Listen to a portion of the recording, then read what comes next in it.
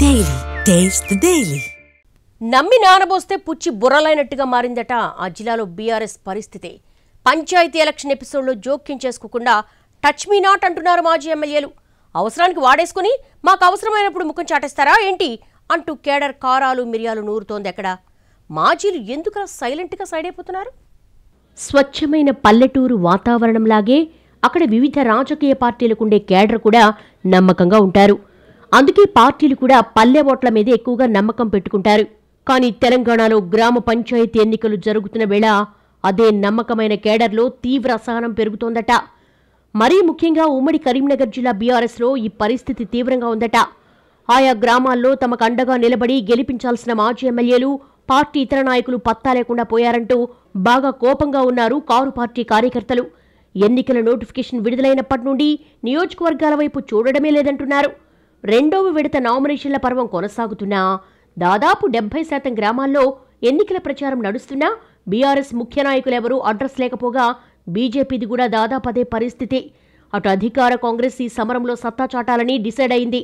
గత అసెంబ్లీ ఎన్నికల్లో రాష్ట్ర వ్యాప్తంగా రూరల్ ఏరియాల్లో బీఆర్ఎస్కు ప్రతికూల ఫలితాలొచ్చినా 5 ఎమ్మెల్యే సీట్లు కట్టబెట్టింది ఉమ్మడి కరీంనగర్ జిల్లా.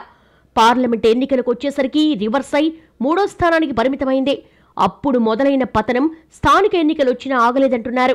మరో వారం రోజుల్లో తొలి విడత ఎన్నికల ప్రచారం ముగుస్తోంది. ఇంత హాట్గా ఉన్న తరుణంలో బీఆర్ఎస్ మాజీ ఎమ్మెల్యేలు, ఇన్ఛార్జీలు నియోజకవర్గాల వైపు చూడకపోవడం చర్చనీయాంశంగా మారింది. మీరు మాకోసం పనిచేయండి, మేము మిమ్మల్ని గెలిపిస్తామని అసెంబ్లీ ఎన్నికల టైంలో హామీ ఇచ్చిన నేతలు ఇప్పుడు హ్యాండ్ ఇవ్వడంతో ఏం చెయ్యాలో పాలుపోవటం లేదట గులాబీ కేడర్కు. ఉమ్మడి కరీంనగర్ జిల్లా నుంచే బీఆర్ఎస్ వర్కింగ్ ప్రెసిడెంట్ కేటీఆర్ ప్రాతినిధ్యం వహిస్తున్నప్పటికీ పంచాయతీ ఎన్నికలపై కేడర్కు దిశానిర్దేశం జరగకపోవడంతో మమ్మల్ని ఇలా గెలికి వదిలేస్తారా అంటూ ద్వితీయ శ్రేణి నేతలు లోలోపల కుమిలిపోతున్నట్టుగా తెలుస్తోంది. కేటీఆర్ తాను ప్రాతినిధ్యం వహిస్తున్న సిరిసిల్లలో మాత్రమే సమావేశం పెట్టి సూచనలు చేసి వెళ్లారు. ఎమ్మెల్యే ఉన్న కోరుట్లలో స్థానిక సమరం కోసం కొంత సీరియస్ ప్రయత్నాలు సాగుతున్నట్టుగా సమాచారం.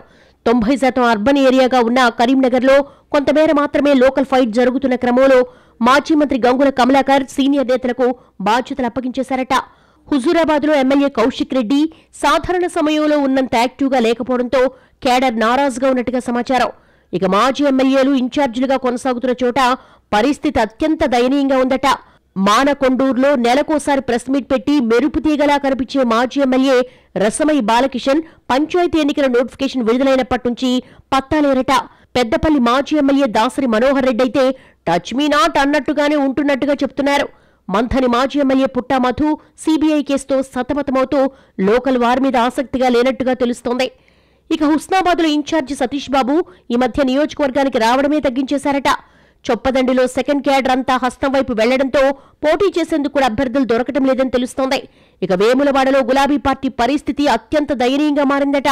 ఇన్ఛార్జి చల్మిడ లక్ష్మీ నరసింహారావు నియోజకవర్గాన్ని పట్టించుకోవడం పూర్తిగా మానేసినట్టుగా చెప్పుకుంటున్నారు.